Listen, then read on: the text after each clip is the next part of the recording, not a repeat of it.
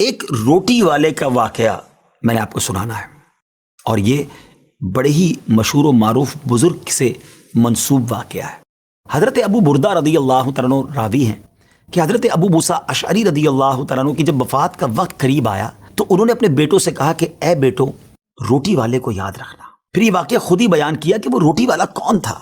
آپ نے کہا کہ ایک شخص تھا جس نے 70 سال اللہ کی عبادت کی، بڑی عبادت کی، مگر 70 سال بعد جب وہ باہر آیا تو شیطان نے اس کو بہکایا اور وہ ایک عورت کے فتنے میں مبتلا ہو گیا۔ 7 دن اور 7 راتیں وہ اس عورت کے ساتھ رہا، غلط کام ہو گئے۔ اب اس کو پھر شرمندگی ہوئی کہ یہ میں نے کیا کیا، 70 سال عبادت کی اور یہ 7 دن اور 7 راتیں میں نے گناہ میں گزار دی۔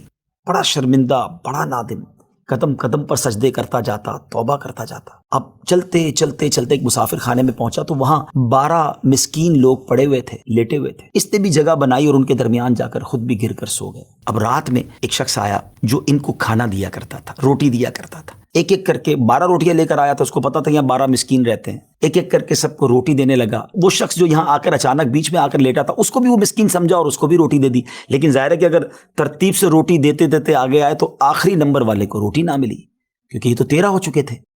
تو بانٹنے والے سے اس مسکین نے کہا کہ تم نے آج مجھے روٹی کیوں نہیں دی؟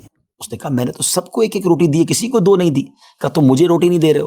بہرحال وہ ناراض ہو گیا کہ ٹھیک ہے، پھر تم اگر یہ سمجھتے ہو کہ میں بددیانتی کر رہا ہوں تو میں تمہیں کچھ بھی نہیں دوں گا۔ یہ کہہ کر وہ شخص تو چلا گیا، مگر وہ مسکین بیچارہ بھوکا رہ گیا۔ اب وہ شخص جس نے ابھی توبہ کی تھی، پہلے 70 سال کی عبادت بھی کی ہوئی تھی، اس کو خیال آیا کہ میری وجہ سے اس مسکین کو روٹی نہیں ملی ہے۔ بھوک اسے بھی بڑی تھی، مگر اس نے وہ روٹی اسے دے دی۔ شدید بھوک لگی ہوئی تھی، رات بھر بھوک میں تڑپتا رہا، اور اسی بھوک کے عالم میں صبح اس کا انتقال ہو گیا۔ حضرت ابو موسیٰ اشعری رضی اللہ تعالیٰ عنہ فرماتے ہیں کہ جب یہ شخص اللہ کی بارگاہ میں پہنچا نا تو ایک پلڑے میں اس کی 70 سال کی عبادت رکھی گئی، اور ایک پلڑے میں وہ 7 دن اور 7 رات کے گناہ رکھے گئے۔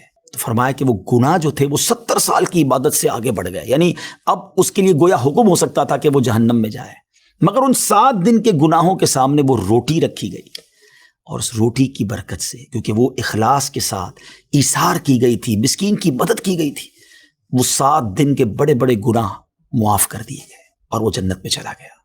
پھر آپ نے اپنے بچوں سے کہا بیٹا روٹی والے کو یاد رکھنا۔ ناظرین، یہ واقعہ واقعی دلوں کے تار چھیڑ دیتا ہے۔ 2 باتیں سیکھنی ہیں کہ بعض اوقات کچھ لوگ کہتے ہیں یار میں نہیں بہک سکتا، میں تو بڑے اچھے ماحول میں ہوں۔ نہیں جناب، شیطان نے بڑوں بڑوں کو بہکا دیا ہے۔ ہمیں اپنی صحبتیں اچھی کرنی ہوں گی، اللہ کریم سے شیطان کے مقابلے میں پناہ مانگنی ہوگی، اور اپنے آپ سے ڈرتے رہنا ہوگا کہ نہیں میں بھی گناہوں میں مبتلا ہو سکتا ہوں، مجھ سے بھی کوئی بڑا گناہ کہیں نہ ہو جائے۔ توبہ کرتے رہیں، ڈرتے رہیں، خوف رکھیں اور اچھی صحبت اپنائیں۔